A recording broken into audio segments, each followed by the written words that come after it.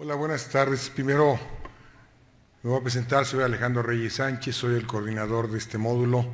Lamentablemente, bueno, es el buen pretexto que todos siempre ponemos, pero se nos hizo complicada la agenda un poco por el temblor. Yo estoy en un instituto de traumatología y entonces tuvimos algún conflicto allá. Y luego la otra cosa es que el doctor José Manuel Aguilera, que está programado a las 4:15, también se le hizo tarde y teníamos todo programado para seguir la secuencia conforme al doctor José Antonio Lin, que ya les presentó.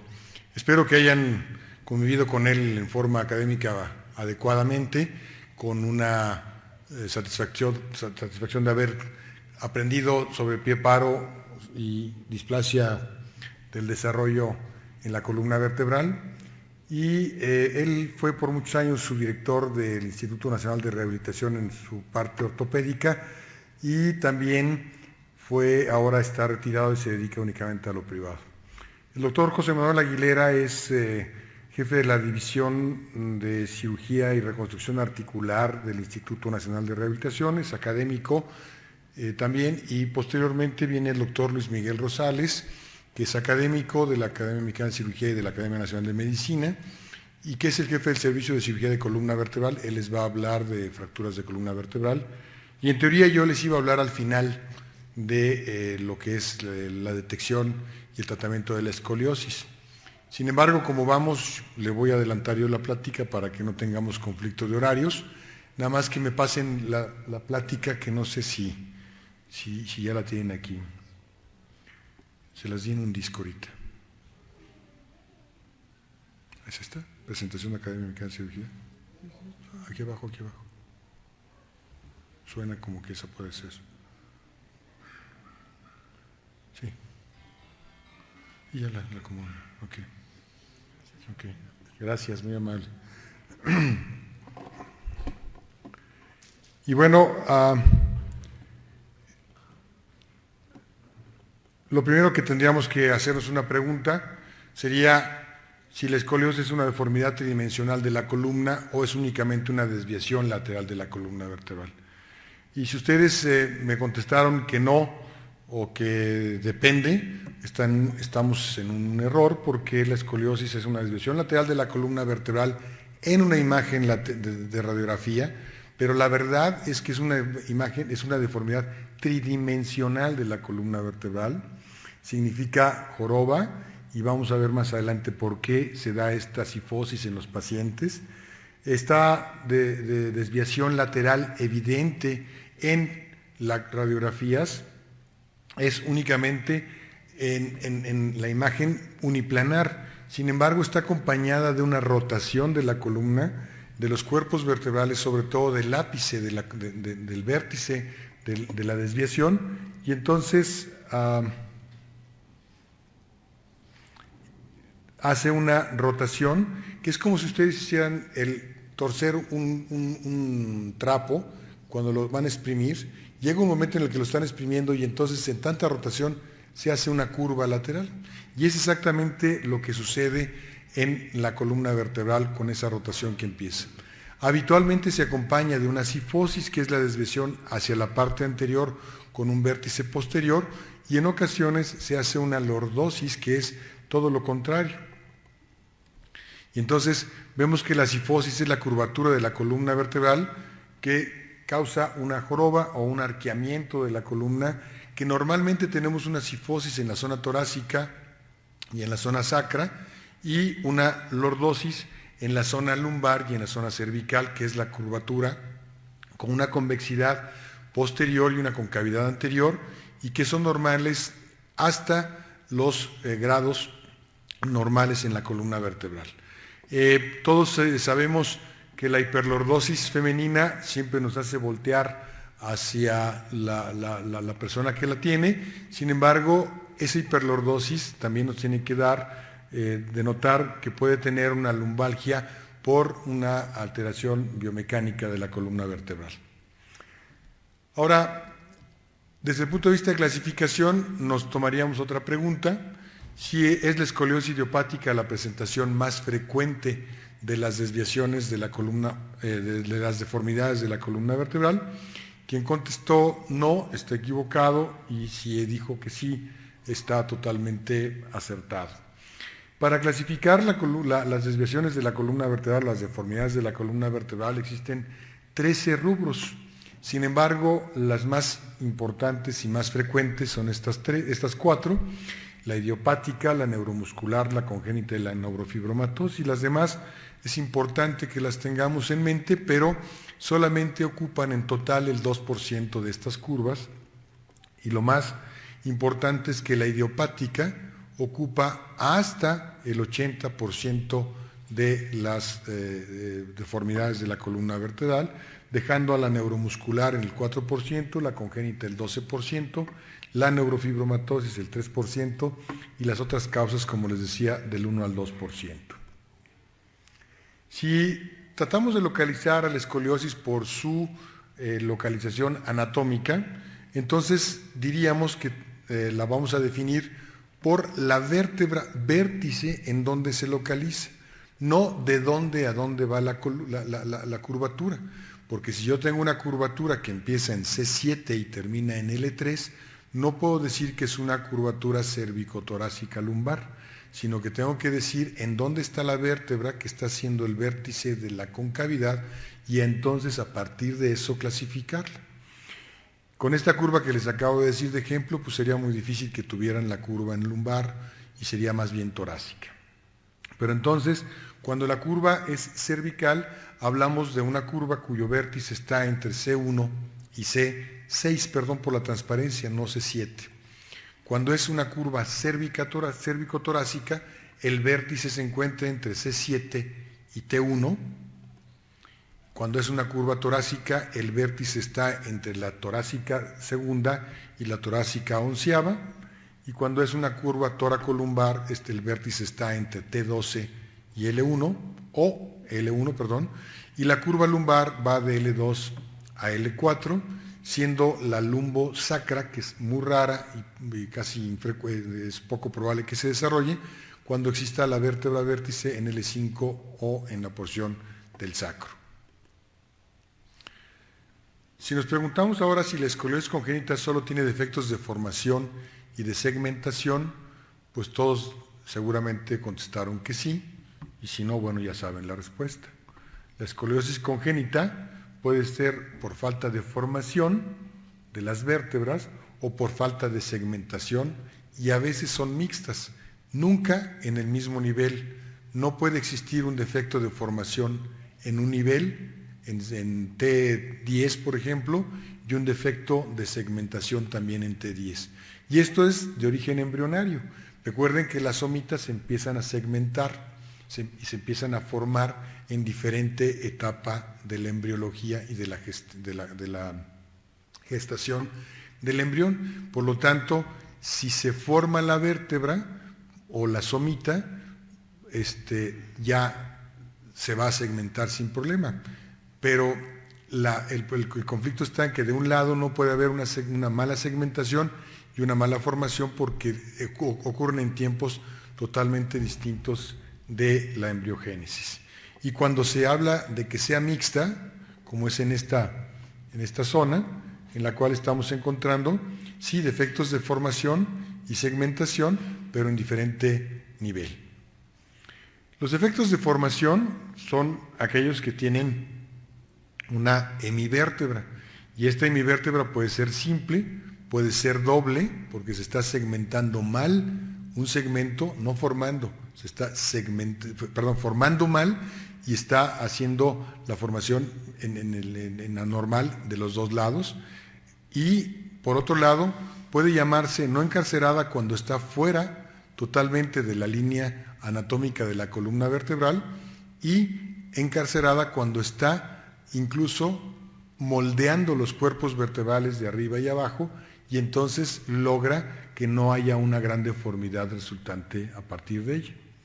Y cuando hay un defecto de segmentación es cuando hay una hemibarra de un lado que no alcanza a segmentarse la vértebra y entonces deja una hemibarra por completo de un lado, o bien deja un bloque de hueso como en la enfermedad de Chiari en la columna cervical. Desde el punto de vista de hablar de escoliosis juvenil, tendríamos que de pensar que se clasifican también en 3.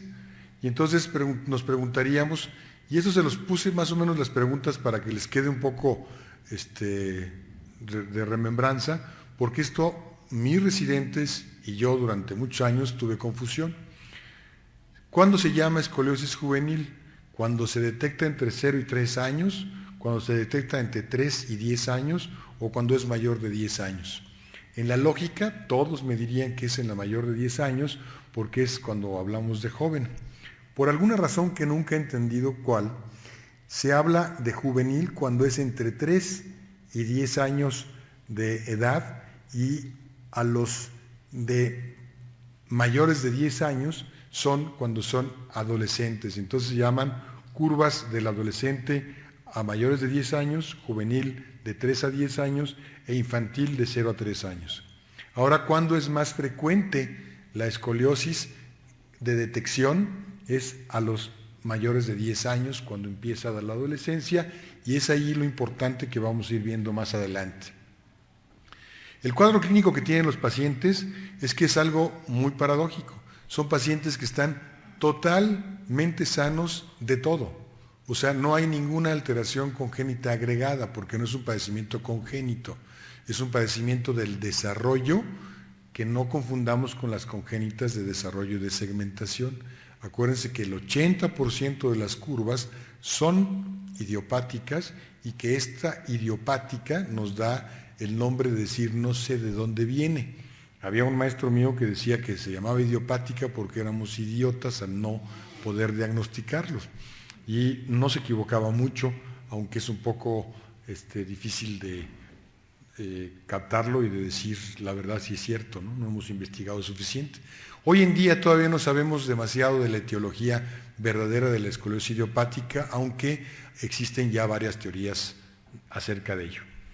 Y lo que sí se sabe es que no tiene nada que ver lo congénito y tiene algo que ver sí lo genético. Y son pacientes, por supuesto, totalmente asintomáticos, que a veces desarrollan dolor y que no sabemos si es un dolor por exceso de ejercicio, que fue lo que hizo que se hiciera la exploración del paciente y la radiografía y que se detectara la enfermedad, o bien que viene siendo un dolor específico por causa de la deformidad. Y obviamente la deformidad. Y entonces aquí el diagnóstico debe ser hecho por la pura deformidad que tenemos en el paciente. Más adelante vamos a ver cómo, y ahí sí me voy a detener mucho, porque si algo quisiera yo que se llevaran de las pláticas del día de hoy, son 3 cosas que les voy a mencionar. La primera es la detección oportuna de la displasia del desarrollo en pediatría, como se los debe haber dicho el doctor Olin, que es fundamental que se tome en cuenta que es en los niños y son los médicos generales y los pediatras los que deben detectar esta parte.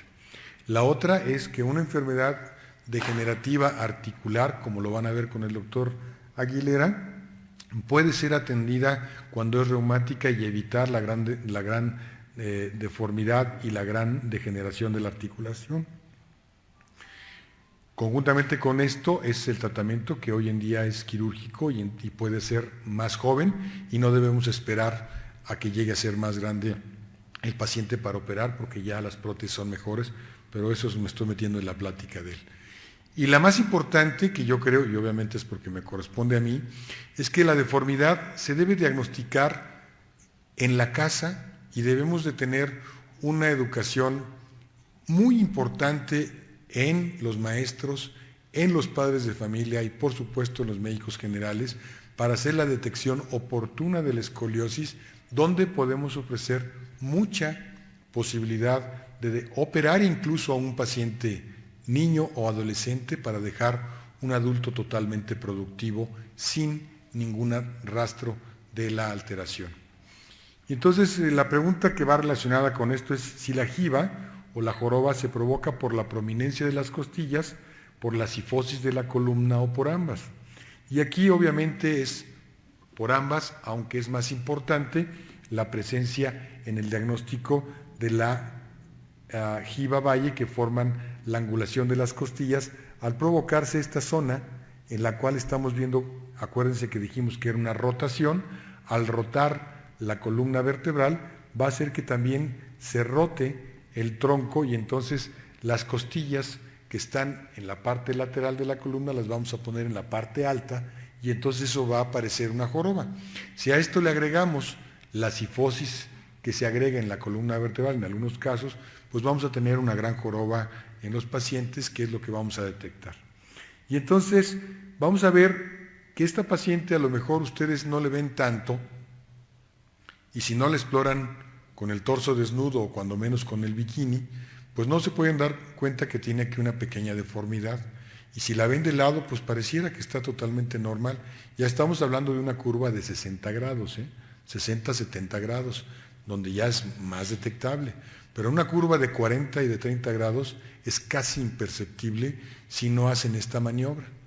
Y esta maniobra es muy sencilla de hacer. Es solamente pedirle al paciente que se incline casi 90 grados, como lo tienen aquí, como lo tienen aquí en la paciente, y van a ver este desnivel. Y entonces una curva de 30 grados o 20 grados podemos detectarla y podemos sospechar que existe, y si tomamos una radiografía vamos a lograr detectar la deformidad a tiempo. No hagan esta exploración. Esta exploración es únicamente en personas muy delgadas, podemos detectar a dónde están las apófisis espinosas, pero acuérdense que la curvatura es tan caprichosa que aquí podríamos tener una deformidad incipiente de 10 a 20 grados y no detectarla porque todas las apófisis están presentes en el centro. No hay una desviación como quisiera yo encontrarla. Esta es la maniobra ideal para poderla detectar.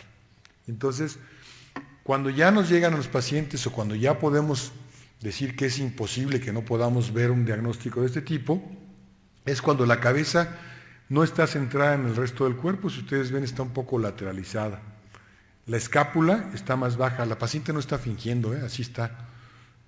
El hombro es más alto del otro lado y una cadera es más prominente que la otra por la misma rotación que estamos hablando. La pelvis también se está torciendo hacia un lado. Y cuando inclinamos al paciente o a la paciente, la inclinación del toco va en ascenso y entonces estamos viendo una deformidad. Es muy importante que ustedes, en todo paciente, sobre todo mujer, femenino, que es 7-1 en la condición de diagnóstico, entiendan que podamos ser, eso no escabulle a los hombres, también es importante que lo entendamos. Y entonces, el diagnóstico se hace en niñas adolescentes, pero lo pueden hacer en forma constante. Si ustedes tienen hijos, nietos, sobrinos o familiares, o por supuesto sus pacientes, no les cuesta nada hacer esta prueba y van a hacer una detección oportuna de la escoliosis. Ahora, ¿qué hacer si detectan una posibilidad de una escoliosis? Pues inmediatamente una radiografía. Inmediatamente una radiografía que me va a permitir ver la deformidad. Estos casos obviamente son muy adelantados, pero ustedes al ver una curvatura mínima, pues ¿qué pueden hacer? Entonces, pedir una asesoría a un ortopedista. Si el ortopedista les dice no es una deformidad de más de 10 grados, no se preocupen. Si es una deformidad de más de 10 grados, el mismo ortopedista va a enviar la valoración a un cirujano de columna vertebral que sepa qué hacer para controlar al paciente. Otra de las imágenes que podemos ver es esta, en la cual si ponemos una pesada de albañil, de esas normales, con un plomo, la colgamos desde la séptima vértebra cervical y no pasa por la línea interglútea. Esto tampoco quiere decir que no haya una escoliosis cuando puede haber una curvatura y estar en balance. Únicamente estamos haciendo un diagnóstico de desbalance de la curvatura hacia la derecha, aunque existe una curvatura. Y de frente, obviamente, al tener en torsión y tener la jiba en la parte posterior, los senos se desarrollan menos el del lado de la concavidad de la curva y más el del lado de la convexidad. Ahora, ¿qué es lo que vamos a detectar ya como diagnóstico en la valoración radiológica? Una medición de las curvas, por supuesto, un signo de Richter y las apófisis anulares, que lo vamos a ver más adelante. Esta valoración radiográfica es para medir la curvatura.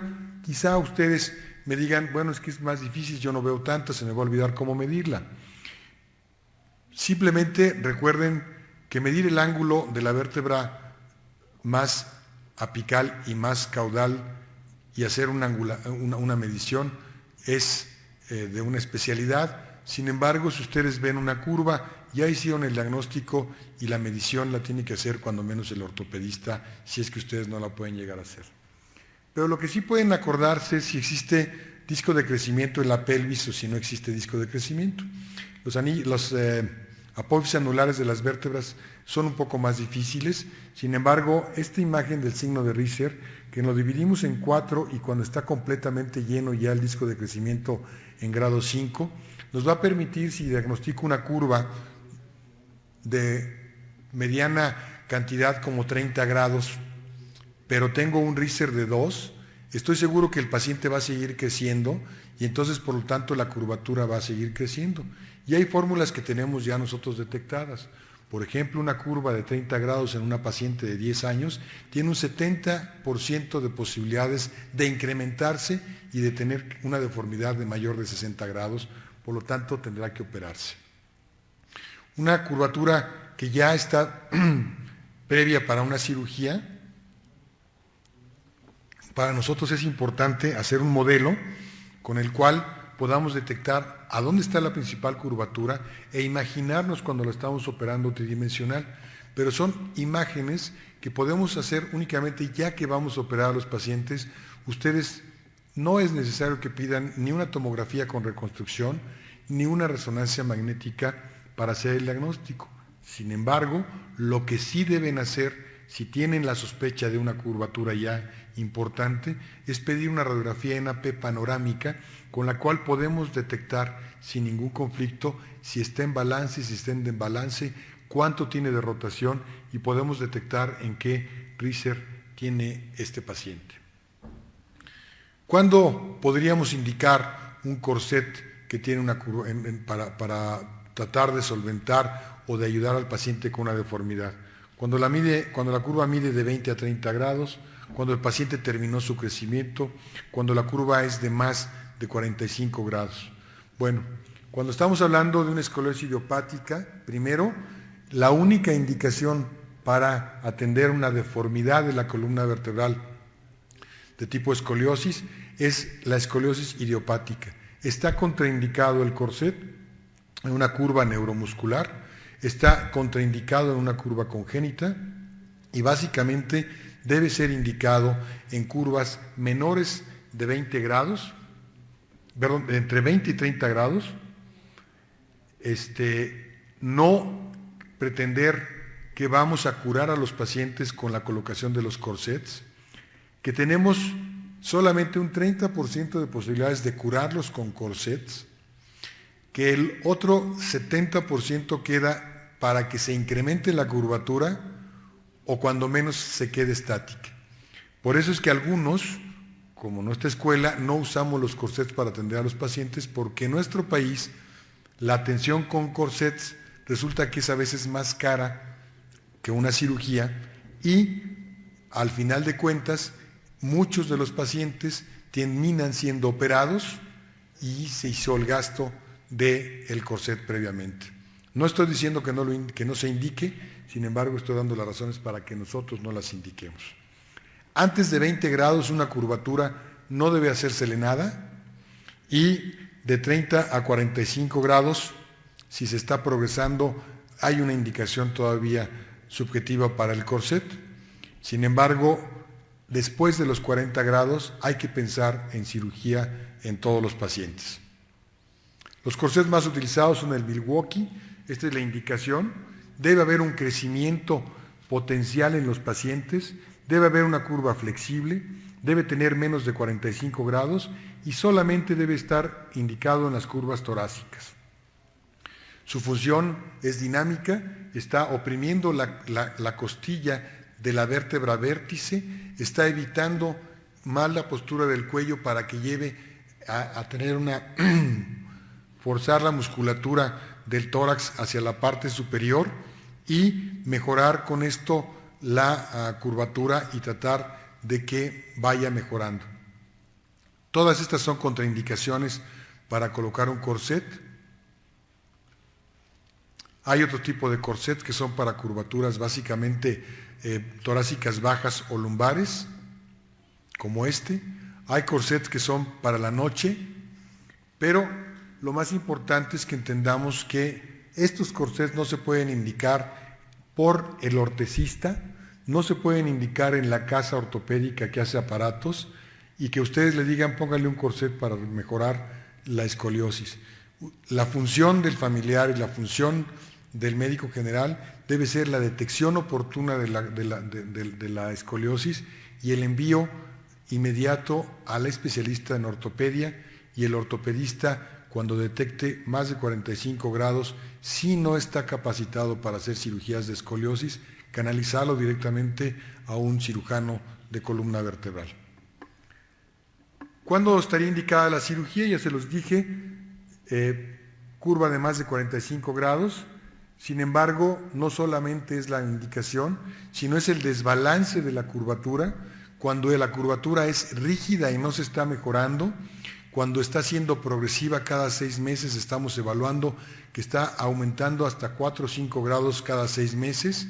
Cuando hay una alteración estética, nunca dejaré de repetir que una paciente femenina de 15 a 16 grados, que tiene una curva de 30 grados y que no está conforme con su físico, es una indicación para hacer una cirugía, porque hoy en día podemos hacer cirugías pequeñas o incluso abriendo una incisión longitudinal en la columna vertebral dorsal.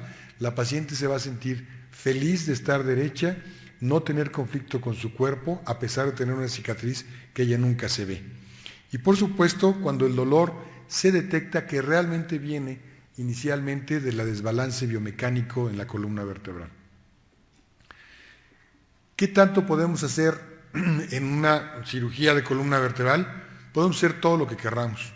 Podemos hacer desde curvas pequeñas, una sola liberación posterior, una instrumentación y la artrodesis de la columna para pegarla, o bien hacer una liberación anterior, un abordaje anterior de la columna, una liberación posterior, una instrumentación y una artrodesis en 2 abordajes, que a veces son en el mismo día quirúrgico, o hacer, cuando son curvas más difíciles, una liberación anterior, tracción, liberación posterior, instrumentación y artrodesis en 2 días quirúrgicos diferentes, con 15 a 20 días de diferencia, o hasta 3 cirugías haciendo otro tipo de... Es una curva bien sencilla, que es casi, permítanme la expresión, de risa para un cirujano que se dedica a operar escoliosis, 50 grados solamente, en la cual se puede hacer una sola incisión posterior, en la cual se corrige casi al 100% la curvatura y se deja una paciente totalmente sana y sin ningún conflicto.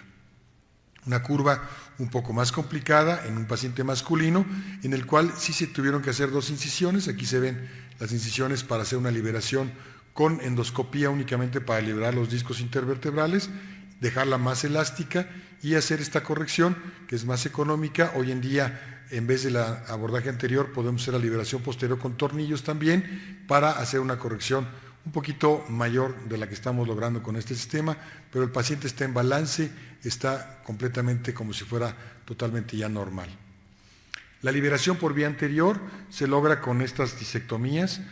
A veces tenemos que quitar los cuerpos vertebrales y a veces podemos hacer el abordaje por vía anterior, incluso la instrumentación.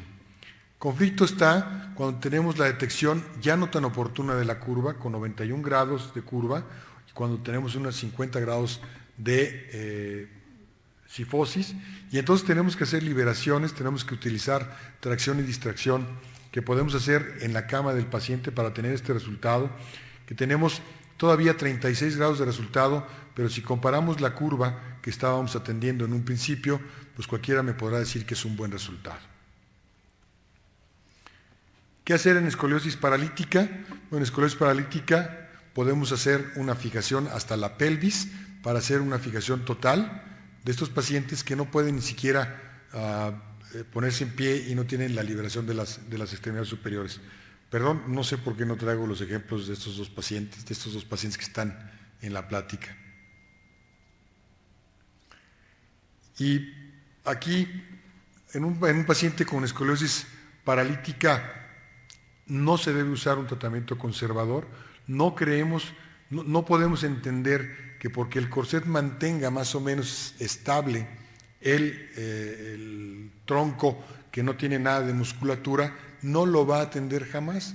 Lo que tenemos que hacer siempre es una cirugía como esta, perdón si la traía, ya ves, que es hasta la pelvis, para hacer una estabilización completa del tronco, una artrodesis, y volver hueso toda la columna vertebral para que esté totalmente estable y entonces tengamos un paciente que tenga libres las extremidades cuando esté sentado, que esté sentado casi sobre los fémures para que no tenga ninguna úlcera sacra por estar sentado o úlcera en los isquions que estén prominentes, y de esta forma tener un paciente que puede estar totalmente libre de las extremidades superiores y ser un paciente más útil con este tipo de cirugías. En las escoliosis congénitas, recuerden que son los defectos de formación y de segmentación, pues podemos hacer cirugías muy pequeñas para hacer una artrodesis de un lado, para que con el crecimiento estos pacientes vayan incrementando el lado de la concavidad y puedan enderezarse solos, o bien hacer cirugías combinadas para poder rectificar la deformidad que tienen. Básicamente el tratamiento de las escoliosis congénitas es entender que hay que estarlos verificando, hacer radiografías, hacer ejercicio en forma continua para mantener las curvaturas elásticas, o bien resecar la hemivértebra, que es una cirugía mayor, o bien cortar las hemibarras, que también es una cirugía mayor, porque acuérdense que aquí en medio va un cordón, que es la médula espinal. Siempre hay que entender que el control de las escoliosis de cualquier tipo es hasta que tengamos totalmente consolidada la cirugía y tengamos el periodo de crecimiento absolutamente terminado para que no vuelva a haber una deformidad. A veces la